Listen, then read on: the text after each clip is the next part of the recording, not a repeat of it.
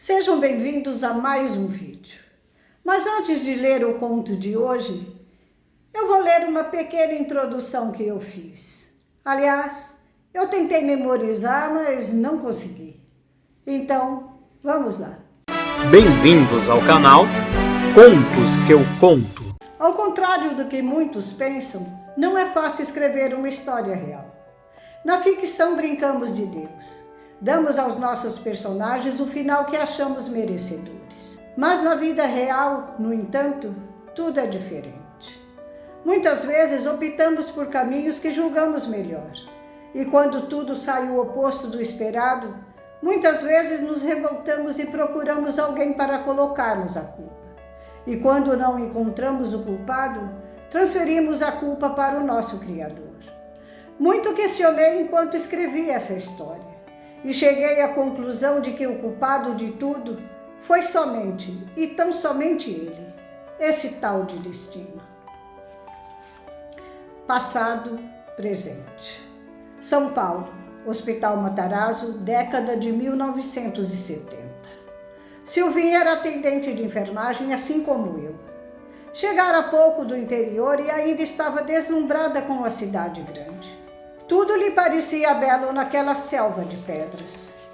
Os prédios gigantescos eram o que mais lhe prendia a atenção. Perdia momentos preciosos parada na calçada, contando quantos andares tinham esse ou aquele edifício. Depois chegava ofegante ao trabalho, contando a todos a sua façanha. Sabia que estava sendo infantil e que poderia ser taxada de caipira, mas não se importava. Era simples e não deixaria de fazer o que gostava para agradar a quem quer que fosse. E assim, com sua ingenuidade, Silvinha foi conquistando a amizade de médicos e enfermeiros. A única coisa que entristecia o coração de Silvinha era a distância que a separava do rapaz com quem namorava desde os 14 anos. Mas outro pensamento a alegrava.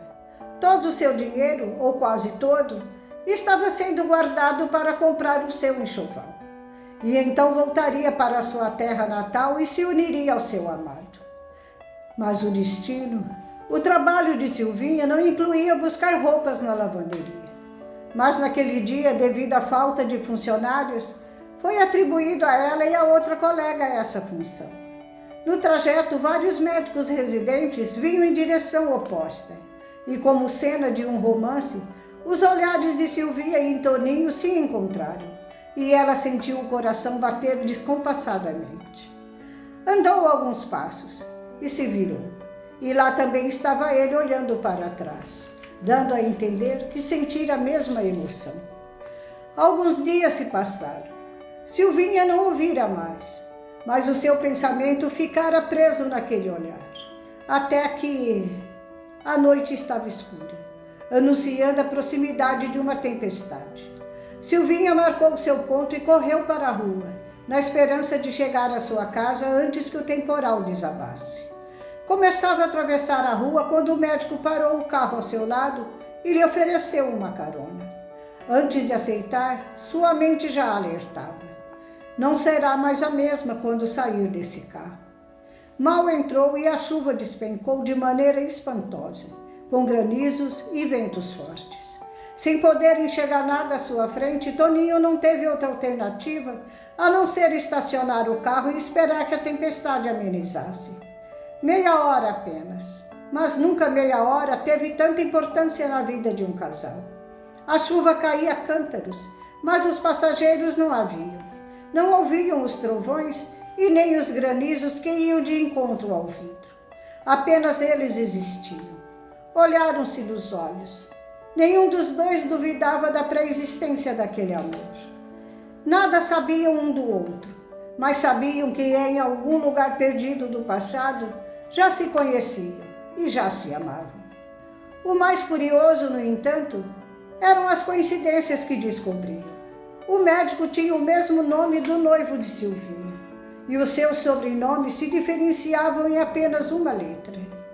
Ele também tinha uma namorada há 7 anos e dizia ser parecidíssima com Silvinha. Quando a tempestade passou e Silvinha desceu em frente ao seu apartamento, Ambos sabiam que não teriam mais a vida de antes. E na cabeça de ambos a mesma pergunta a martelar: por que não nos conhecemos antes? Teriam agora a vida virada pelo avesso. Ambos foram sinceros um com o outro desde o início.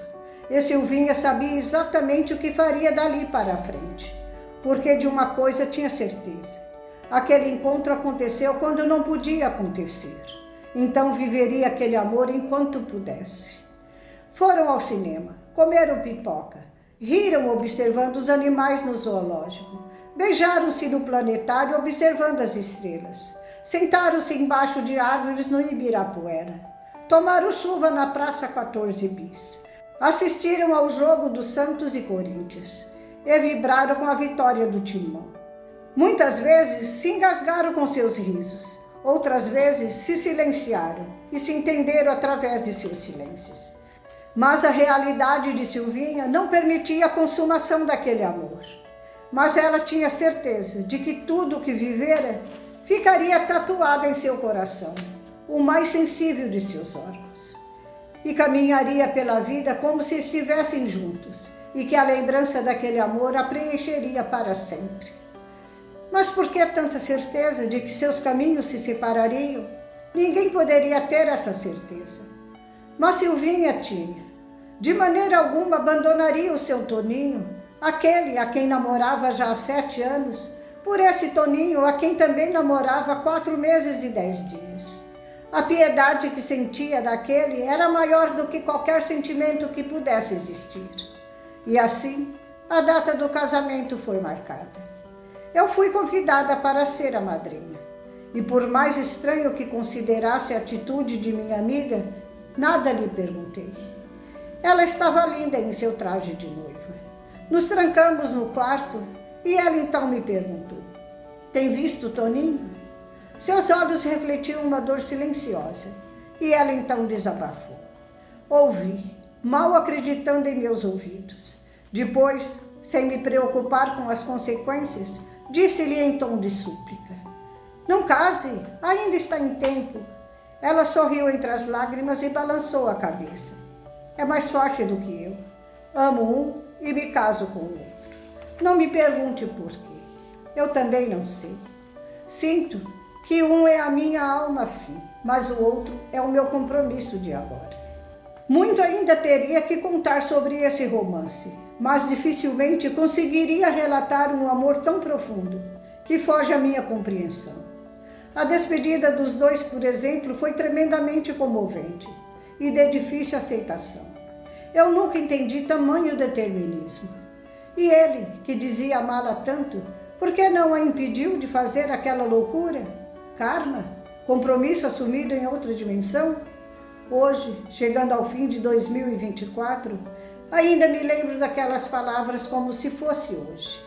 É mais forte do que eu. Amo um e me caso com outro. No ano passado eu vi minha amiga Silvinha. Assim como eu, menos jovem, mais experiente, 3 filhos e alguns netos alegram sua vida. Eu deveria ter ficado quieta, mas não resisti e soltei a pergunta que não quis se calar.